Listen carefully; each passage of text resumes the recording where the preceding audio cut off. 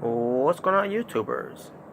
It's the Natural Born Thriller, and welcome everyone to WWE SmackDown Live Review, the show from February 5th, 2019. They were in Everett, Washington. They're basically in Seattle, Washington, basically. But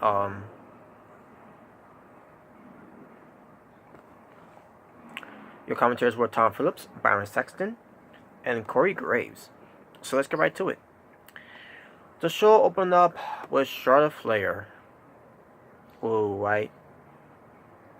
No, boo. More like it. Which, by the way, the fans did boo her. So she basically talks about what happened with Becky Lynch being suspended by Stephanie McMahon on Raw, where Becky Lynch attacked her because she suspended her because she refused to get medical help with her knee, her kayfabe knee injury. Charlotte Flair says, if Becky Lynch is not clear enough to make it to WrestleMania, then she can do it. She could be, basically Charlotte Flair is saying that she can do it because she's 100% healthy to face Ronda Rousey for the Raw Women's title at WrestleMania. Because Charlotte Flair is the second runner-up for the Women's Royal Rumble, because Becky Lynch won the Rumble, so. Because they were the final two, so yeah. But then also Becky Lynch comes out. She comes out onto the crowd, by the way, because she's suspended and all that. So Charlotte Flair is like, "Oh, you better have a ticket and to get in this arena, or whatever."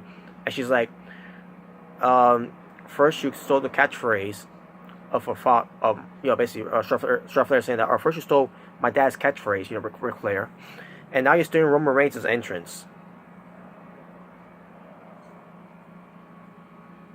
The Sandman, Edge, and Christian. At one point, Owen Hart, where pertains to after the whole Montreal screw job that happened to his brother Brett.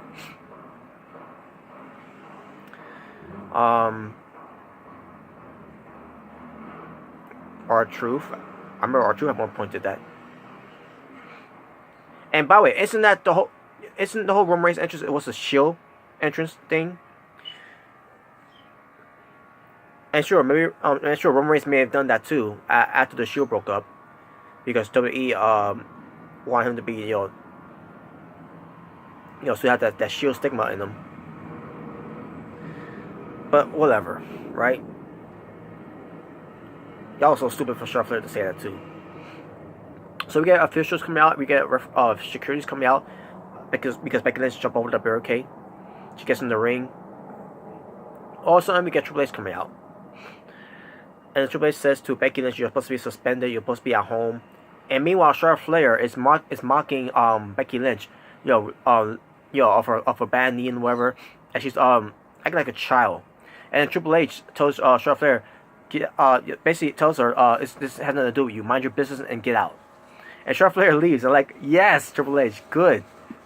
I'm like, finally, man, finally. She was getting on my fucking nerves doing that too. This is what I mean by Charlotte Flair. She doesn't take anything seriously anymore. She used to be taking this serious at one point. Now she doesn't take it seriously anymore. She always smiling. She always it's kind of act all goofy and everything. It's one reason why I can't stand Charlotte Flair anymore. So then God Triple H told her to get the hell out, because she was laughing and all that, making an ass of herself. So yeah, so after Triple H told her basically told her that, and she left, which thank God. Triple H tells Becky Lynch, to go home. Basically told her the same thing again. And then also he gets ready to leave, and then Becky Lynch says, "How's your wife?"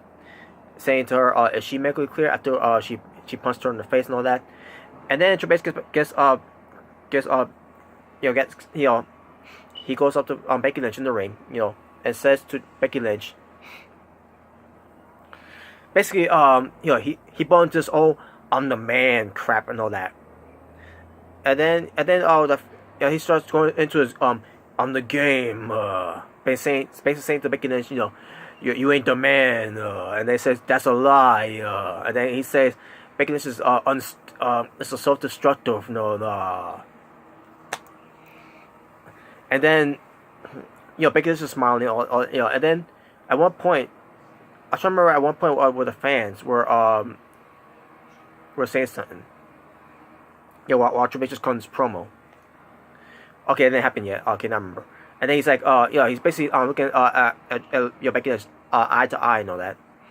Becky Lynch and Triple H looking at each other eye to eye, and he's saying, again, on the game, about something about if you're supposed to face Ronda Rousey at Survivor Series, but didn't happen, because you got hurt, and then Becky Lynch is blaming the doctors, something like that. It was something on that degree. And then Triple H tells the fans to shut your mouth, it's none of your business. Basically, Triple H went from face to heel. Like, whoa, Triple H, what's going into you? And he's talking about how Becky Lynch scratch and claw. Now you go try scratch and claw to WrestleMania to face Ronda Rousey. Like, get to the point here. And then he finally gets to the point and say, you're afraid. You fear Ronda Rousey. Like wow, all that just to say he's afraid of that. Becky Lynch is afraid, and then Becky Lynch slaps Triple H because of that. And then after that, they stare each other face to face. Becky Lynch starts smirking, and then walks away. Goes through the crowd, and that was it. Triple H just stands there watching her leave, and there you go.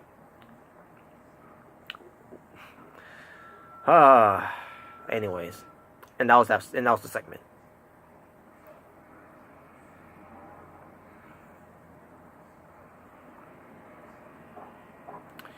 We get Luke Gallows and Carl Anderson, the club, or the Good Brothers, whichever you want to say, going up against Shinsuke Nakamura and Rusev.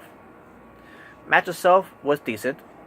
I still don't like the fact that Nakamura and Rusev are a tag team after their feud. The whole thing with Lana and everything. And at one point they didn't work together as a team.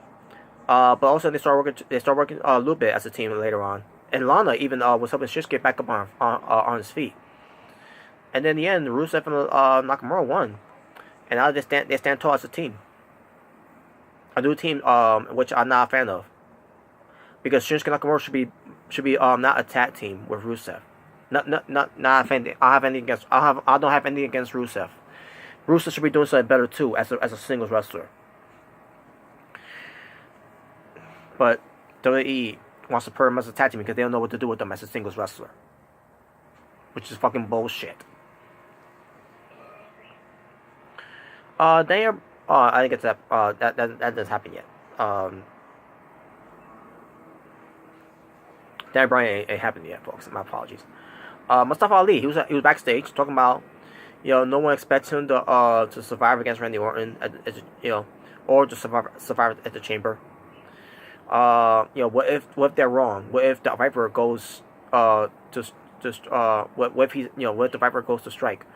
It says what if he misses?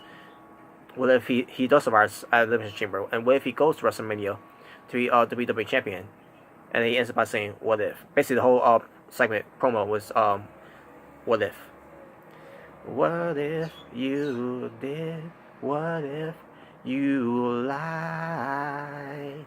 Sorry, I was going to... reminds me... The word what if reminds me of Creed, the band. We get the page. She says, thanks to the fans for not forgetting about her. Actually, we did forget about you. She promotes her movie about her life, Fighting With My Family, and she shows a trailer of it. I still think the trailer is shit.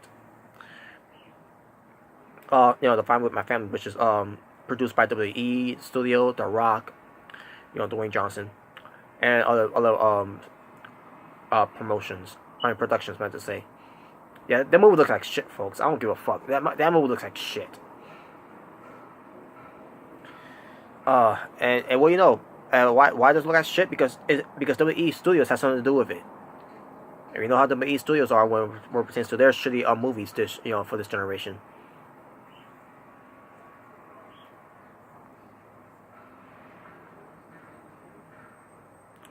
All right. So yeah, and Paige said this too, by the way, on Raw, because I watched highlights of it, and I saw Paige was there, and she basically said the same thing, like thanks for not forgetting about me, fans. So that's gonna be her catchphrase now. Thanks for not forgetting about me. Whatever. WWE's gonna debut Miz TV, and the special guest will be the Usos, which is gonna be as this recording, it's gonna be tomorrow night. The Usos were backstage, and Jimmy Uso, starts talking about Shane McMahon and the Miz being a tag team champion, and they're gonna get a title shot against them. The Usos are gonna get their shots against them at Elimination Chamber. Talks about how they think they're the best tag team in the world, and it sounds like the Miz and Shane trying to beat them because the Usos are the best tag team in the world, and they don't know how to struggle together, how to starve together, how to be hot and cold at the same time, and and they're gonna show them at where it pertains to their Miz TV, whatever, and they say welcome to the Usos Penitentiary. It was a good promo though, but I just didn't care for it that much, because they're gonna be in the feud with against Shane and the Miz. And who knows if the Usos not gonna be the tag team champions against Shane and Miz, That's why I didn't care about it that much. Despite how good that the promo was between with the Usos, it's really gonna matter at the end of the day. But whatever. Mustafa Ali versus Randy Orton, good match. Nothing else to say about it. It was a good match. Randy Orton ends up getting the win over Mustafa Ali, because Mustafa Ali, he tried to go for the 054, but Orton stops him, pulls him off the turnbuckle, gives him an RKO. Nice the way he did it too, by the way, and gets a 3 count in the win. So after the match, all of a sudden Samoa Joe attacks Randy Orton, and then he attacks Mustafa Ali. The crowd starts chanting for Samoa Joe, saying Joe, Joe, Joe. Now,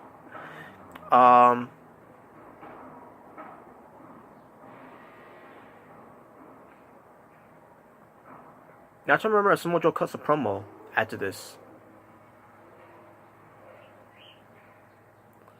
Oh, actually, no, it was Daniel Bryan who came out to the cover promo. So Daniel Bryan comes out there, and Samoa Joe, Daniel Bryan and Samoa Joe will cross each other on the stage, and then also Rowan shows up because Samoa Joe was getting ready to attack Daniel Bryan, and Daniel Bryan looked like he was scared to get attacked by Samoa Joe. So Rowan comes out. Samoa Joe, he's like, okay, that's fine. Okay, so then we get to the promo of Daniel Bryan. He just and basically Daniel Bryan was getting pops from these crowds because he's home in Seattle, Washington, and Daniel Bryan is like, he said finally he's in front of people that understand where he's coming from, what he's trying to do, where he's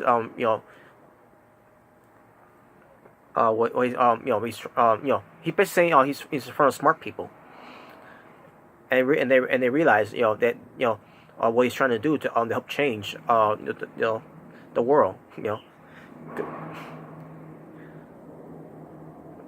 and he talks about his hemp the WWE Championship, and that's about how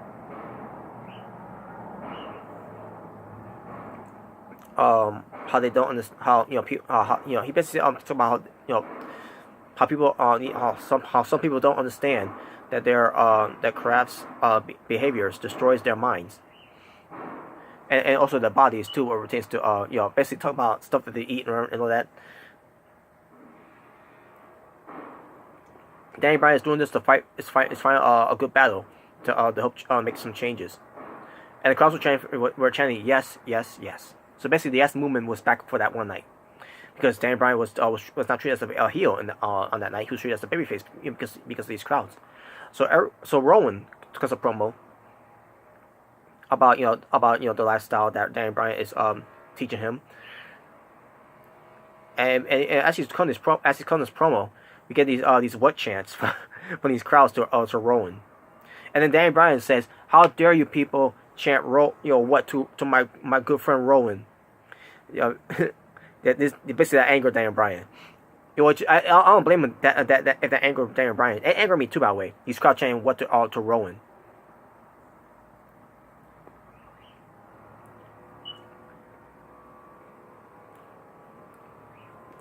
So Daniel Bryan talks about he's going to be facing five members, from at the Elimination Chamber, inside of the Elimination Chamber, and saying how the machine, these corporate greed, money, power people are trying to hold him down, trying to hold the planet's champion down. These guys in the suits are trying to take away his reign of being WWE champion by putting him in against 5 other men in the Elimination Chamber. And they just a video footage of it. What pertains to what the Elimination Chamber can do. And they didn't show much of it on the Elimination Chamber. What pertains to the past Elimination Chamber matches. I mean, they show a few, about a few of them, but they didn't show a lot of them. I thought they would show one with Daniel Bryan in it. With him being in the Elimination Chamber match. They didn't even show that. With from 2013, from 2010. No, was it 2010? No, actually 2011, excuse me. 2012, I believe. Yeah, 2012 as well. I don't know, but I was expecting to show one with Daniel Bryan about how he done it in the situation too, but I guess not. I guess they want to do that.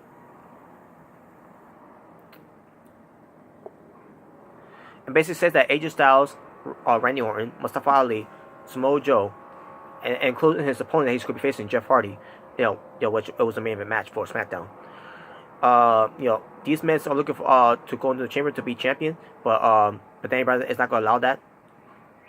Basically saying that he said when it comes to the chamber, he says the planet's champion needs the new Daniel Bryan as the WWE champion, and the crowd's chanting it, and there you go. And that was basically the end of it. Also, Jeff Hardy was backstage watching on this whole Daniel Bryan promo that he cut. That Daniel Bryan cut it. And he was being interviewed by Caleb Braxton. And all of a sudden, AJ Styles comes in there and interrupts the interview. AJ Styles talks about Jeff Hardy's recent history, what pertains to being a champion. And Jeff Hardy took place about how AJ Styles' recent history of being champion, what pertains to the real AJ Styles couldn't beat the new Daniel Bryan. So basically, Jeff Hardy owned AJ Styles in this promo, and that was it. Carmella comes out and Naomi comes out. They're a tag team called Fabulous Glow, and they are added into the Women's Elimination Chamber match for the Women's Tag Team Championship title. So yeah, so now who we got now? We got Nia Jax and Tamina. We got Liv Morgan and Sarah Morgan. Liv Morgan and Sarah Logan. Excuse me. Of the Riot Squad. Sorry about that, folks. I bossed it. Bayley and Sasha Banks, who's in it too as well. You got Mandy Rose and Sonya Deville. You got the Iconics, which is Billie Kay and Peyton Royce. And finally, again, Fabulous Glow, Carmella and Naomi. Man, where are they coming with these dumbass names for a tag team? But anyways, Naomi said that Mandy Rose's excuses was ridiculous what pertains to why Mandy Rose was going after Naomi, what pertains to trying to ruin her life, or whatever. And yet I still don't care. The Icons cut a promo too about they worked hard to get to where they're at right now. And then we get Mandy Rose and Sonya Deville cutting a promo backstage, at the gorilla position, I meant to say. Well, actually, been an interview, to say the least.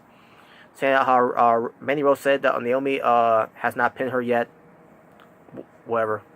So we get to this match, the Fabulous Glow versus the Iconics versus Mandy Rose and Sonya Deville. The match was trash, but Mandy Rose and Sonya Deville won.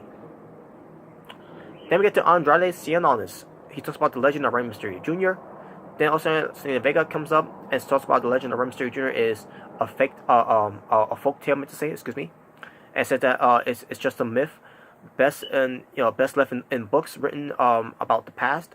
And he says Andrade Cien Almas, who stamped out of legend now, because he's wanted to be, but because he needed to, he can't fight fate.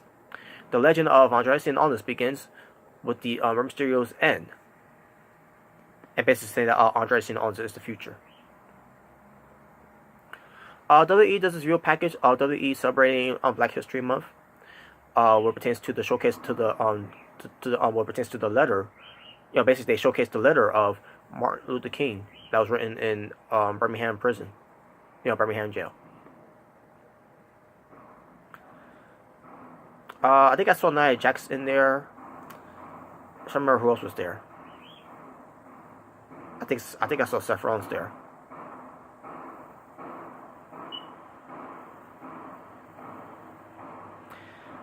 I can't remember who else was there, folks. I apologize, but yeah. Anyways, we get a video package of Asuka. Basically highlighting Asuka being the SmackDown Women's Champion, and she wasn't even there.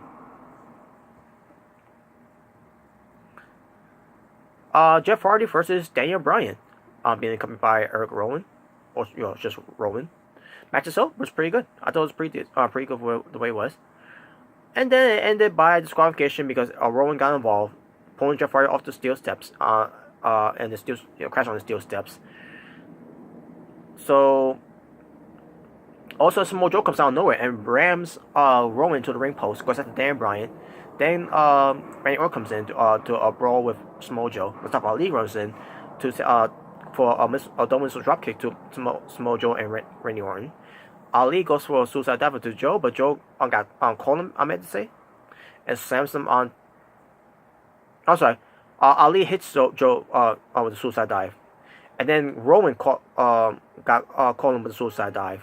Rowan caught Ali as he tried to go for a suicide dive, and then gets him the Iron Claw slam onto the table. Now I understand what he was trying to go for at Royal Rumble. Rowan, that the Iron Claw slam he's going for, that he was doing to AJ Styles. So that's supposed to be his finishing move now. So, and AJ Styles comes out. He goes after Randy Orton. He takes out Randy Orton, and then he goes for Jeff Hardy on the flaming forearm, and then he puts out Daniel Bryan, who's on the ramp with Rowan. And then also we get backstage where we see Kayla Braxton trying to interview Daniel Bryan, but Daniel Bryan is yelling at her, shouting at her. He's like, "What do you want from me?" Like he's basically burying Kayla Braxton pertains to being of him being interviewed. Like he's like it was crazy, folks. He was losing his mind. But basically saying that these guys are interfering in his match, even though his match was already over, but whatever. They and plus Rowan got involved in the match, which is why the match ended. And they aren't going to get his title at Elimination Chamber, because he said the new Daniel Bryan will be WWE champion forever, and the planet needs him. Nobody understands him but him and Rowan. And there you go. And then the show ends with AJ Styles, celebrating on gaining momentum, till we get to the Elimination Chamber, and that's how the show ends. So there you go. And that was SmackDown. Total my wrestling for SmackDown from February 5th, 2019. 4 matches. My overall rating for the show, I'm gonna go 5 out of 10. It was a decent show. Could have been better. And that's saying much for what pertains to SmackDown, especially what pertains to SmackDown. So, that being said, thank you all for watching. It's Natural Born Driller, saying peace on the streets.